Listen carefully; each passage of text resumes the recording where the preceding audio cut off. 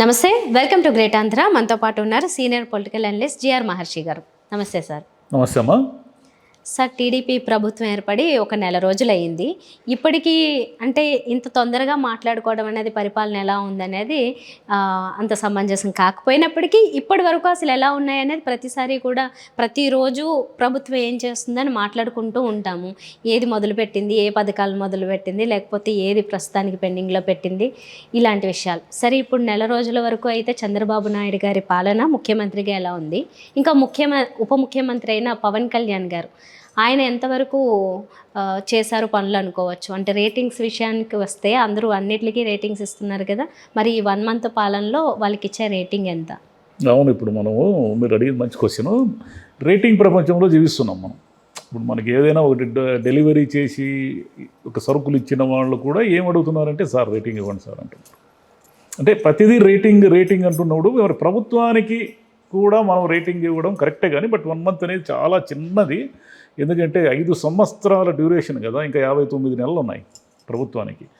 ఈ 1 month గురించి మనం మాట్లాడుకోవాల్సి వస్తే చంద్రబాబు నాయుడు గారు ఏం ముద్ర వేశారు, పవన్ కళ్యాణ్ గారు ఏం ముద్ర వేశారు అనేది అంత చర్చించేంత విషయం కాదు. కానీ ఎందుకంటే ఒక నెలలో ముద్ర వేయడం అని మనం కోరుకోవడము కరెక్ట్ కాదు.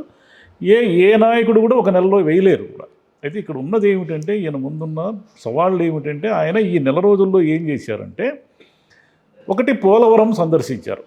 పోలవరం సందర్శించి అయ్యా ఇవన్నీ ఈ తప్పులు జరిగాయి, ఆ తప్పులు జరిగాయి, జగన్ గారి ప్రభుత్వంలో ఏం పనులే జరగలేదు అని ఏదో శ్వేతపత్రం ఇచ్చారు. దానికి ఏదో ఒక కమిటీ వస్తుంది, నివేదిక. అంటే ఇంకో చాలా టైం టేకింగ్ అనేది మనకు అర్థమవుతుంది. పోలవరం అనేది అది ఇమీడియట్గా డబ్బులు లేవు, దానికి ఏదో కొంచెం కమిటీ అంటే ఏమిటంటే అర్థము టైం టేకింగ్ అని.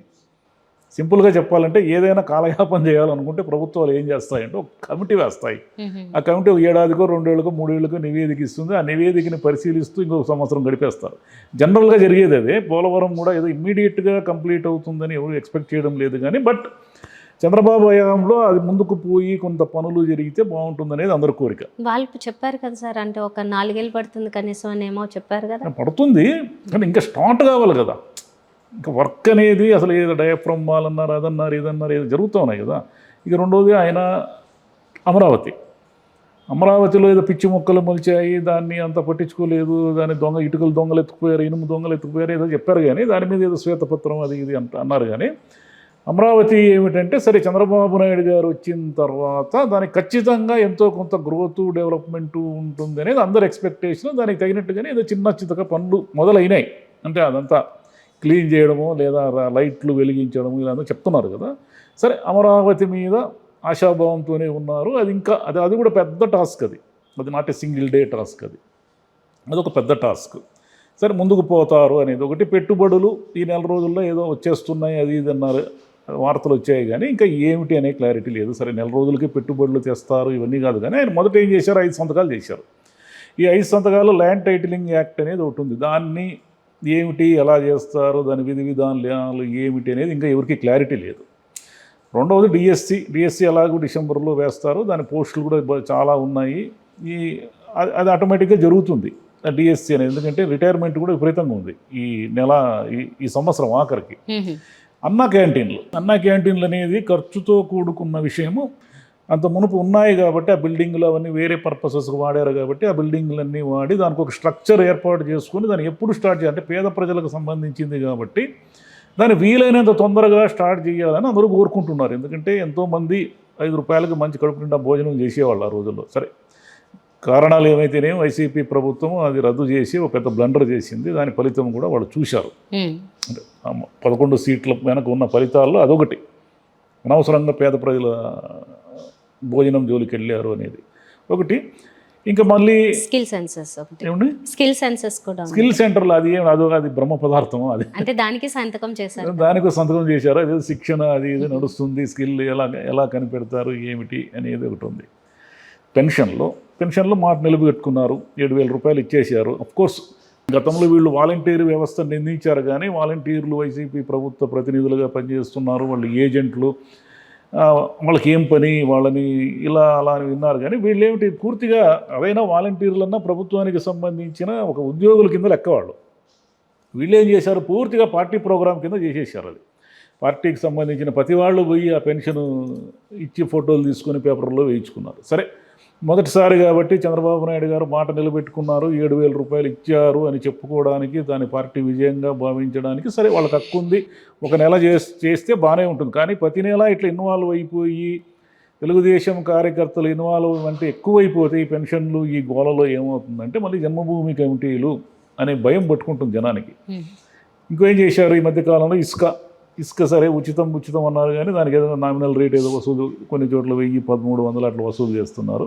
సరే, దాని మీద పెద్దగా జనానికి ఏం అసంతృప్తి లేదు. కానీ మనం నిన్న మాట్లాడుకున్నట్టుగా ఈ తల్లికి వందనం అయితే అది ఒకరికే ఇస్తారనే క్లారిటీ వచ్చేసింది జనానికి. ఎందుకంటే ఇప్పటి వరకు దాని మీద ఎవరు కూడా క్లారిఫై చేయడంలో ఏ నాయకుడు కూడా అయ్యా చంద్రబాబు నాయుడు గారు 3కి 2కి 4కి ఎంతమంది ఉంటే అంతమంది ఇస్తామని చెప్పిన మాట వాస్తవమే, కానీ మీరు జీవోని తప్పుగా అర్థం చేసుకున్నారు, మళ్ళీ ఇంకో జీవో వస్తుందని కానీ సవరణ వస్తుందని కానీ, లేదు మాతో కాదు, మా దగ్గర డబ్బులు లేవు, మేము ఒకరికే ఇస్తాము, జగన్మోహన్ రెడ్డి పోయినసారి మాట తప్పలేదా, మేము మాట తప్పితే మాత్రం ఏముంది అని అనొచ్చు. ఎందుకంటే ఆయన కూడా ఇద్దరు పిల్లలకి ఇస్తానని ఒకరికే ఇచ్చారు కదా. కాబట్టి వాళ్ళు మాట తప్పారా, వాళ్ళు చేయలేకపోయారా అనేది ఇప్పుడు కొంతకాలం వింటారు ఎప్పుడు కూడా జనము. చంద్రబాబు నాయుడు గారు కానీ తెలుగుదేశం పార్టీ వాళ్ళు కానీ తెలుసుకోవాల్సిన అంశం ఏమిటంటే, జగన్ గారిని నిందించడము, వైసీపీ ప్రభుత్వం ఆ తప్పులు చేసింది, ఈ తప్పులు చేసింది, ఈ శ్వేతపత్రం ఆ శ్వేతపత్రం అనేది కొంతకాలం వింటారు జనము. వాళ్ళు తప్పులు చేశారనే కదయ్యా మిమ్మల్ని గెలిపించింది అని మనసులో అనుకుంటారు, బాహాటంగా అనలేరు కదా. కానీ వీళ్ళు ఎంతో కాలము వైసీపీ మీద నిందలు వేస్తూ కాలాన్ని అయితే గడపలేరు. అమ్మకు వందనం అనేది ఒకరా ఇద్దరా ముగ్గురా క్లారిటీ ఇచ్చేసి ఇంతే, ఇది విధి విధానాలు, ఒక తల్లికి ఇస్తున్నాం మేము, మా దగ్గర డబ్బులు లేవు, మేము ప్రైవేటు వాళ్ళకి ఇవ్వము, గవర్నమెంట్ వాళ్ళకే ఇస్తాం, ఏదో ఒక రూల్స్ ఏవో ఉంటాయి కదా, ఫ్రేమ్ చేస్తారు కదా, అది చెప్పాలి. చాలామంది ఎక్స్పెక్ట్ చేసింది ఏమిటంటే, కర్ణాటక తెలంగాణలో లాగా చంద్రబాబు నాయుడు గారు అధికారంలోకి వచ్చిన వెంటనే ఒక రోజు అటు ఇటుగా ఒక 2 రోజులు అటు ఇటుగా ఆర్టీసీ ఉచిత ప్రయాణం మహిళలకు ఇస్తారు అనేది అందరు ఎక్స్పెక్ట్ చేశారు. కానీ ఒక నెల అయింది, దాని మీద ఇంతవరకు ఎవరు ఏం మాట్లాడడం లేదు. అంటే ఎప్పుడు ఇస్తారు, అసలు ఇస్తారా ఇవ్వరా, ఏమిటి దాని పరిస్థితి అనేది తెలియదు. ఇంకా మహిళలకి డబ్బులు ఇచ్చే పథకం ఒకటి ఉంది, 1,500 పథకం. ఆ 1,500 పథకానికి ఎవరు అర్హులు ఎవరు కాదు, ఎప్పుడు ఇస్తారు ఏమి అనేది దానిపైన ఇంతవరకు ఏం గైడ్లైన్స్ లేవు. ఇక రైతులది ఒకవైపు వచ్చేస్తూ ఉంది, 3 సిలిండర్లు ఒకటి ఉంది. కాబట్టి ఒక్క నెలలో ఇవన్నీ చెయ్యాలి చేస్తారు అని మనం ఎక్స్పెక్ట్ చేయలేము. కానీ కొంచెం ఏమైనా టైం తీసుకుంటారు. ఎందుకంటే ఇప్పుడు చంద్రబాబు నాయుడు గారికి ఉన్న అడ్వాంటేజ్ ఏమిటంటే, మోదీ గారి ప్రభుత్వము ఈయన చెప్పే మాట వినే పరిస్థితుల్లో ఉంది. ఎందుకంటే ఈయన సంఖ్య వాళ్ళకు అవసరం కాబట్టి అక్కడి నుంచి ఏమైనా నిధులు ఇవన్నీ తీసుకొచ్చి వీటన్నిటికీ ఖర్చు పెట్టి కొంత ఫ్లెక్సిబిలిటీ, ఎందుకంటే అప్పులు పుట్టడం కూడా అంత సులభం కాదు. మొన్ననే అప్పు చేశారు, పెన్షన్కి జీతాలు ఇవ్వడానికి అప్పు చేశారు. జీతాలు చంద్రబాబు నాయుడు గారు 1వ తేదీ ఇస్తారని అందరూ ఎక్స్పెక్ట్ చేశారు. కానీ ఏదో కొన్ని చోట్ల ఇచ్చారు, కానీ చాలా చోట్ల పెండింగ్లో పెట్టారు, నిదానంగా ఇచ్చారు. ఇంకా జనము ఇక పొయ్యే కొద్దీ ఏమిటంటే వీళ్ళ నుంచి ఎక్స్పెక్టేషన్ ఎక్కువ ఉంటుంది. ఈ నెల రోజుల్లో జరిగిన ఇంకొక విషయం ఏమిటంటే, వైసీపీ మీద నాయకుల మీద దాడులు, వాళ్ళ ఆస్తులు గుంజుకోవడము లేదా దౌర్జన్యము అనేక చోట్ల జరిగాయి. సరే, వాళ్ళు చేశారు కాబట్టి మేము చేశామని దీన్ని సమర్థించుకోవడం వల్ల ప్రయోజనం లేదు. వాళ్ళు చేశారు అనేది పాయింటే కాదు, వాళ్ళు చేశారు కాబట్టి వాళ్ళని ఓడించాము అంటారు జనం. మిమ్మల్ని కూడా చేయమన్నాడు, మళ్ళీ మొదలు పెట్టినారు మీరు పంచాయతీని, అదొకటి. రెండోది ఏమిటంటే, అనేక చోట్ల మున్సిపల్ చైర్మన్లు వీళ్ళందరినీ కూడా మళ్ళీ తెలుగుదేశంలోకి చేర్చుకుంటూ ఉన్నారు. తెలుగుదేశంలోకి వాళ్ళు ఎక్కడ అధికారం ఉంటే అక్కడ పోయే వాళ్ళందరినీ చేర్చుకొని ఆల్రెడీ జనానికి వాళ్ళ మీద ఏదో కోపం ఉంటుంది. జనం మనసులో కోపాలు ఏవో ఉంటాయి వాళ్ళకి.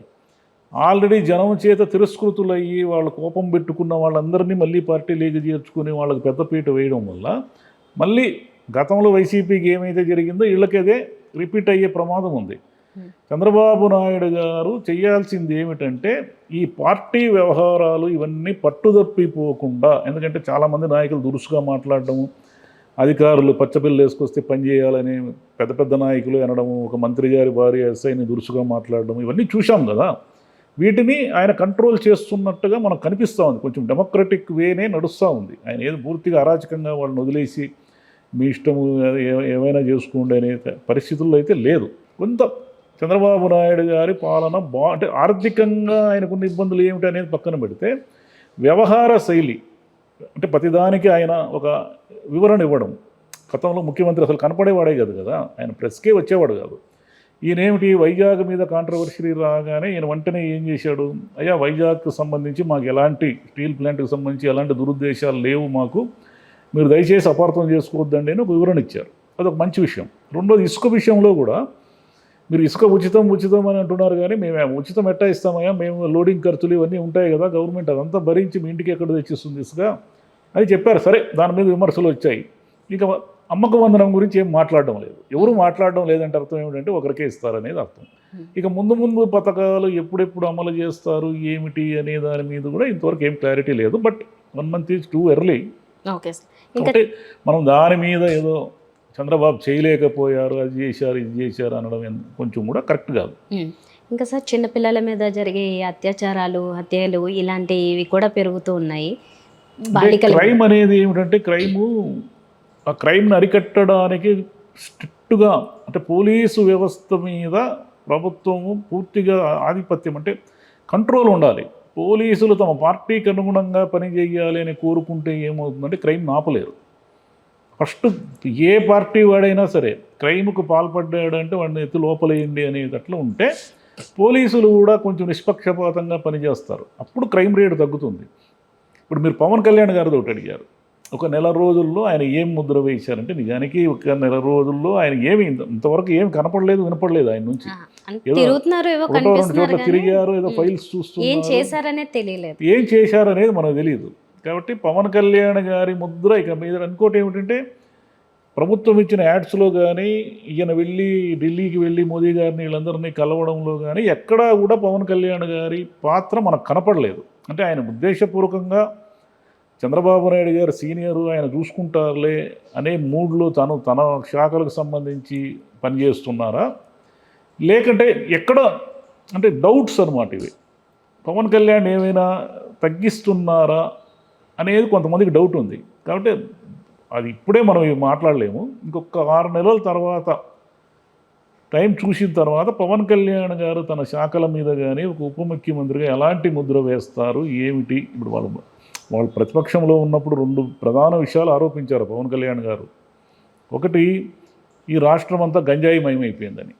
సరే, ఆయన శాఖ కాదనుకోండి, హోంశాఖ కాకపోయినా ఉప ముఖ్యమంత్రిగా ఆయనకు పవర్ ఉంటుంది, మాట్లాడే పవర్ ఉంటుంది కదా, ఆదేశించే పవర్. ఒకటి, గంజాయి లేకుండా చేస్తే ఆంధ్రప్రదేశ్లో అందరూ సంతోషిస్తారు. ఎందుకంటే కుర్రాళ్ళని, కాలేజీ విద్యార్థుల్ని, స్కూల్ విద్యార్థుల్ని వీళ్ళందరినీ కూడా గంజాయి నాశనం చేస్తోంది అనేది ఒక టాక్ బాగా నడుస్తూ ఉంది. ఆంధ్రప్రదేశ్ గంజాయిమయం అయిపోయిందని. సరే, అది నిజాల సంగతి పక్కన పెడితే మీకు పవర్ ఉంది కదా, ఇప్పుడు గంజాయి అనేది లేకుండా నిర్మూలించేసేయండి. ఒకటి. 2, అప్పుడు మహిళల గురించి, ఉమెన్ ట్రాఫికింగ్ గురించి కూడా మాట్లాడినారు, కానీ ఇప్పుడు ఏం మాట్లాడడం లేదు ఆయన. కాబట్టి గతంలో నిజంగా అంతమంది మిస్ అయ్యారా, కొంతమంది మిస్ అయ్యారా, ఒక్కరు మిస్ కానిలేండి. ఒక అమ్మాయినైనా సరే, ఒక అమ్మాయే మిస్ అయింది అనుకుందాం, ఒక అమ్మాయినైనా సరే కాపాడడం ప్రభుత్వం విధి కదా. కాబట్టి మీరు నిజంగా ఆంధ్రప్రదేశ్లో ఉమెన్ ట్రాఫికింగ్ కనుక జరుగుతూ ఉంటే మొత్తం తెలుగుదేశం ప్రభుత్వం కానీ పవన్ కళ్యాణ్ గారు కానీ ప్రత్యేక శ్రద్ధ తీసుకొని అసలు అలాంటివి ఏమీ జరగకుండా చూస్తే అంటే ప్రజల్లో మంచి పేరు తెచ్చుకునే అవకాశాలు. ఎందుకంటే ఇప్పుడు మీరు పథకాలు ప్రకటించారు, ఆ పథకాల్లో చాలా వరకు మీరు ఇవ్వలేరు, ఖచ్చితంగా ప్రజల్లో నిరసన వస్తుంది.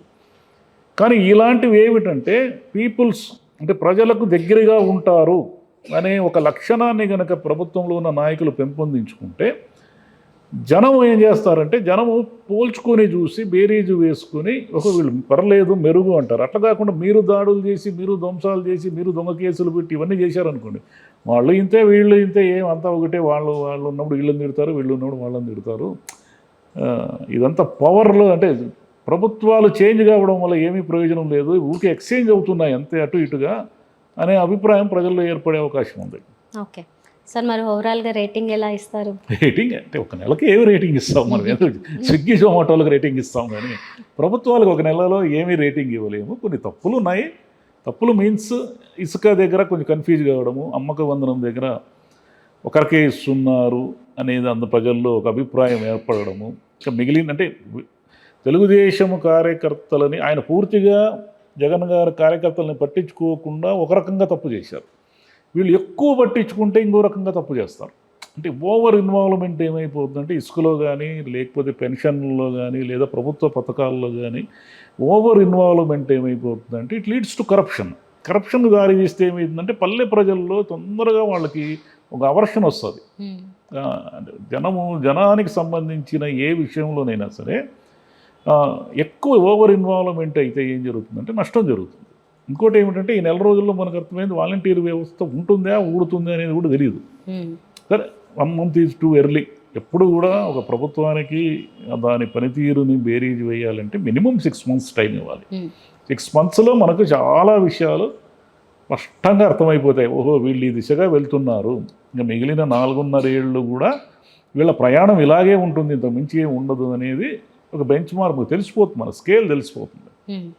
రైట్ సార్, చూద్దాం మరి నెక్స్ట్ మంత్ మళ్ళీ మాట్లాడుకుందాం. అంటే అప్పటికే 2 నెలలు 3 నెలలు డెవలప్మెంట్స్ ఉంటాయి కాబట్టి. Right, thank you. Thank you అమ్మా.